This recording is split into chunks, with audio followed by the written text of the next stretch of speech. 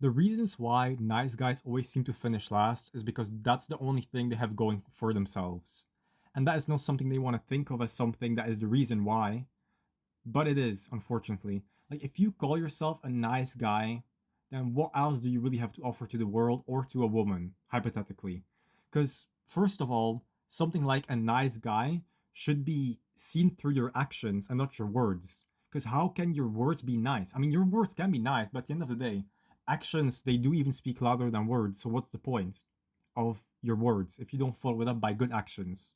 Like, in general, as a dating strategy, I wouldn't really say things that should be implied through your actions. This being an example, like calling yourself a nice guy, it's only gonna give people the ick. Cause like, what even is a nice guy by definition? Someone who treats people good, but that's an action. So even if they ask you like a question like, "Oh, well, how are you a nice guy?" How?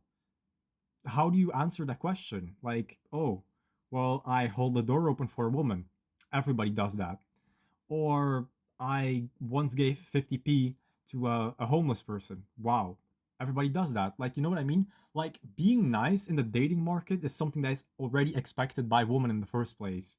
And that's also the second point is don't call yourself something that should be implied, like being a nice guy. Second of all, everybody has that. Like, you need to stand out from the rest. Like, being a nice guy, everybody's nice, or at least in the beginning, before they start showing who they really are, which is something that women have to struggle with because lots of men just like to get in their pants. That is a fact, unfortunately, which is why I've said previously that women need to take their time choosing friends or partners because obviously men are dodgy creatures and they just want to get in your pants.